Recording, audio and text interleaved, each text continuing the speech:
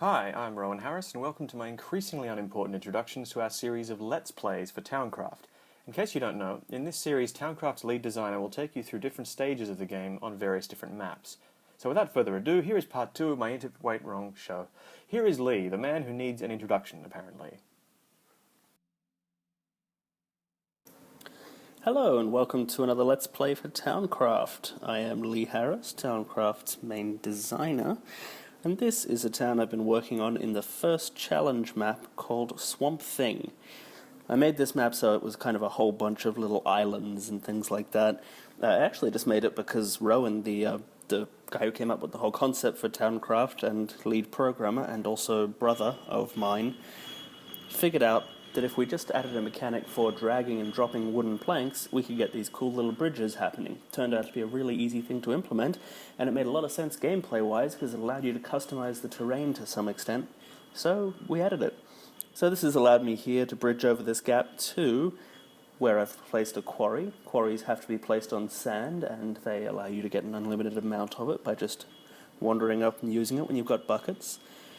I've really lucked out over here. I've got gold, silver, iron, coal all right next to each other, so I managed to get all of that in just 2 mines. And as you can see, I've used the bridges to make sure there's little walkways around the outside of my farms as well. This is just so that my farmer here can easily run around and do what she needs to. So what I wanted to do with this Let's Play was walk you through the way to get a higher town rating. A fair few people have come in with questions about it, and I wanted to let you know sort of how the mechanic works a little bit, show you some of the tricks, or not really tricks, but some of the things that I tend to do in order to reach the highest levels. So, what I'm doing at the moment, I'm just selling off some things I've been making out of gold and silver to keep me well full of money. I'm going to buy a bed. In this particular mission, there's no cotton. Well, not mission, map. In this map, there's no cotton, meaning that all the things like fine fabric and beds and things like that and twine, you have to buy manually. There's just no way around it. So what I've done here is I've stocked up down the bottom, as you can see, on silver rings, gold rings, silver bracelets, and iron knives. The reason for that is if I come across a merchant that happens to be selling gems, I'll buy as many of those gems as I can, because any of those items, the bracelets, the rings, you can just add a gem to them. Nope, no gems, bugger. You can just add a gem to them and they become instantly much more valuable, way more profit than it would have taken you just to buy the gem in the first place. So, I do actually need to sell them off though, because I don't have enough money to even buy gems if they did come up, so that's a bit of poor navigating on my part. One of the items that you'll see kicking around just up here is this flagpole. Flagpoles, they have a very, very high town rating addition bonus. Like, we don't give you exact numbers in the game and tell you precisely how much town rating you've got or anything because, well, we didn't really want people to be going for high scores and that sort of thing in the game. We wanted it to be the sort of experience where you were just, you were playing and having fun, but yeah, since a lot of people do seem to really like trying to climb up to the very top, I figure I can show you a couple of things. First of all, I've got a few buildings here. Buildings are necessary for going up town ratings. There are certain rating thresholds that you can't cross with only a single building or something. You need to make sure that you have something in a building for it to count as a building, and that way we avoid people just spamming out log cabins to get their town rating. Essentially, we wanted to discourage people from just putting heaps of one particular thing. Over here I've got my tavern. So the bar itself, the tavern, the little chairs and stools and things that I've got out here, each one of them adds to the town rating, but there's also an upper cap. So for instance, for those 4 chairs, I would probably be getting a bonus to my town rating from each of them. However, I'm not that likely to get a bonus if I've got like 10, maybe from 6 or 8 or something like that, it just stops counting them. So here we've got a building with nothing in it. Let's suppose we chuck a bed in it. Beds give you a fairly decent town rating. And that person has moved in. So I can do something similar again. Let's place another one of these here. Building beds for people is a really useful thing to do.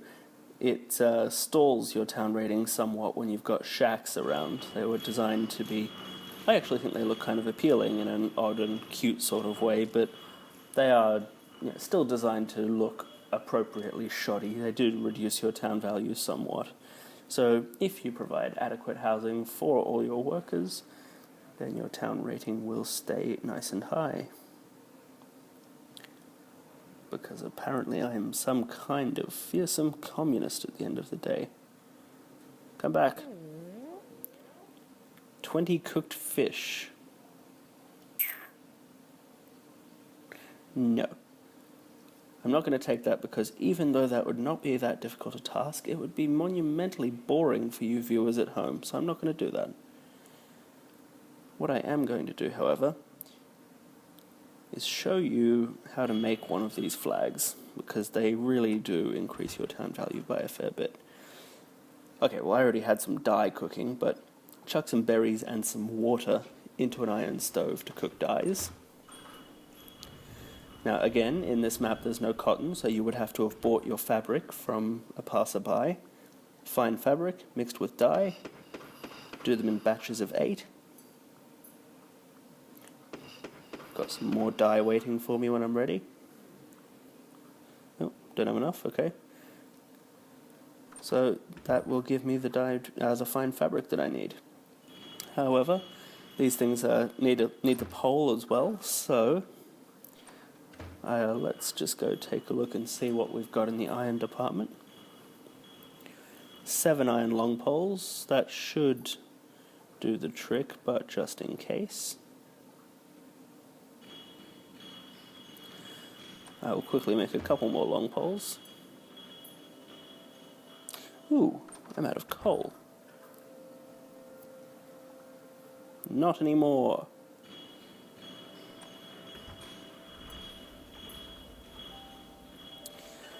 Okay, grab some more iron long poles like so. Grab the dyed fabric from the barrels. I'm sure it's not really healthy to be putting dyes in barrels and then immediately brewing ale in them afterwards, but short of putting in a washing minigame, I didn't really think there'd be a whole lot of fun in doing that. So twine, dyed fabric, iron long pole, and there it is. So let's put this one up here. One other thing that you can throw down a fair few of, and I think you should be able to put like 8 or 10 or 12 of them before they start to not give you any additional town rating, is light sources. You can see down here I've got a couple of iron torch poles, which is all well and good, but let's make something a little better.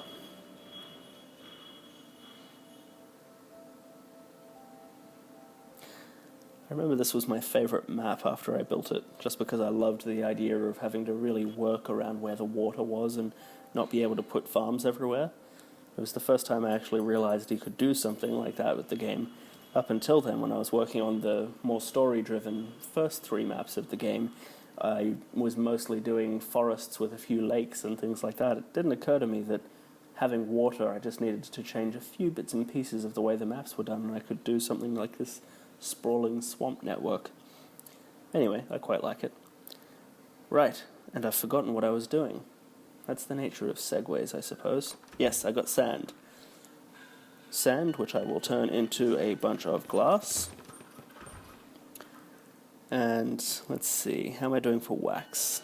Plenty of wax. So the iron candle, and the glass panes, and the iron short poles. I need a couple more iron short poles, 1 second.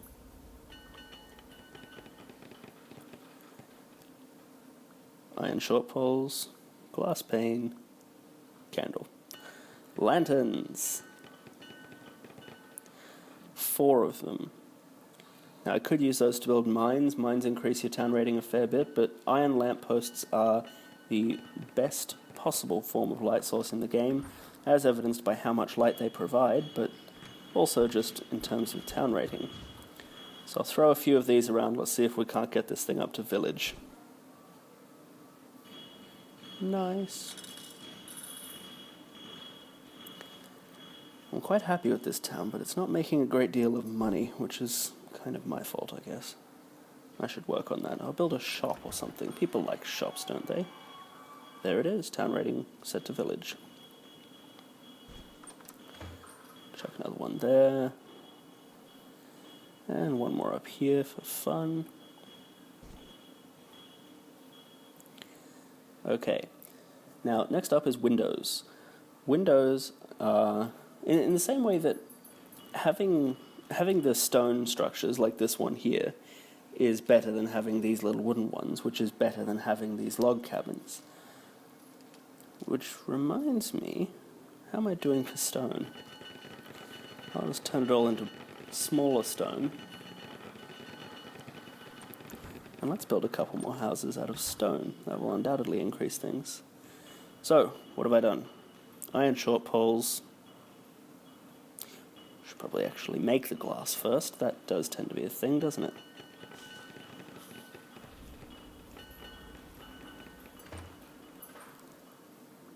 Iron short poles, glass panes, make a couple of windows. And the windows are just drag and drop.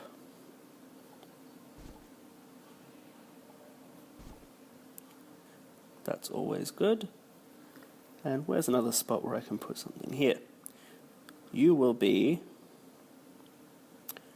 my shop. Build. Chuck a door there. I'm going to need to build a bridge out to that. But such is the challenge of the legendary swamp map thing. So we'll need scales for this. Scales, for those of you who have not figured it out yet, are made with the cunning application of twine, short iron poles, and iron plates. Now you only need one of them. Then you use tool bits and planks to make a counter. Counter with scales to make a sales counter. It's a similar thing for making a bar, by the way. Get a counter out of planks and tool bits, and then get a whole bunch of glass mugs, which you can just make here in the furnace out of sand. So I've got the sales counter. Now remember, even though I've built this little stone building here, it doesn't actually count towards my town rating yet because it's still empty. Just to avoid people putting a whole bunch of empty houses to try and win. Because you're all sneaky like that, and I don't trust you.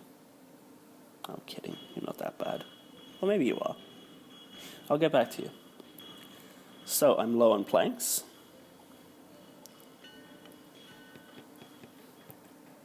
I'll go build a bridge out to this little bad boy. And what have I got? I can build another one each of the two different types of buildings. So I might do that really quickly and see. It could be possible to bring this one over the line and actually have it hit township while I'm recording, but I doubt it, sincerely. Let me just try and get some money. Money always helps, because with money I can buy breads. Breads. But I of course meant beds.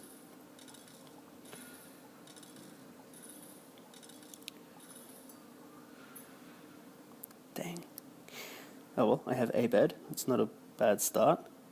Also, I like community. Let's just bridge our way across here.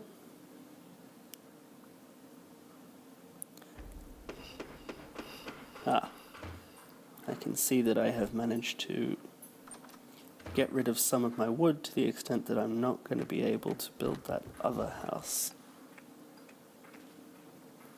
No matter. Wood's quite easy to come across. I'd recommend, by the way, as soon as you get the opportunity, it makes your life just so much easier to have an iron hatchet. You get so much more wood from the trees. And over here was my first town settlement. I actually built here. I don't know why, I just thought, oh look, there's some good farmland, so I thought I'd start my town here. And then I got here and realized there was nothing anywhere nearby. Then I saw all these mines and stuff up here and thought, well, that clearly is where it has to be. So I went and decided to start a whole settlement again. Okay, Remind me why I was here, people. Logs into planks. Planks into a plank house. It's not really called a plank house.